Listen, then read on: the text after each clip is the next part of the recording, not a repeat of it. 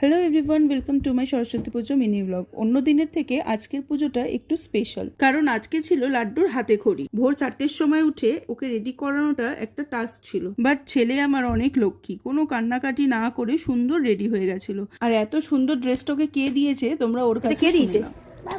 ও আচ্ছা, মামকাটা ফ্ল্যাঙ্কিস দিয়ে দাও। দেন আমরা সবাই রেডি হয়ে চলে গেলাম ঠাকুর ঘরে। পাপা অলরেডি পুজোয় বসে গেছিল, আর দেখো আমাদের আপকামিং পুরোহিত মশাই বসে ভালো করে দেখছে কি হচ্ছে। আর এই দেখো, এই হচ্ছে আমাদের ঠাকুরটা। এবার ও দাদাইয়ের কোলে বসে স্লেট পেন্সিলে লিখবে।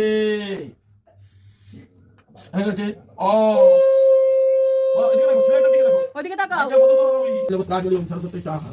তো চলো, আমাদের পুজো কমপ্লিট। সবার সরস্বতী পুজো কেমন কাটলো অবশ্যই আমাকে কমেন্টে জানিও, আর ভিডিওটা ভালো লেগে থাকলে একটা লাইক কমেন্ট শেয়ার করে দিও। Tata tata.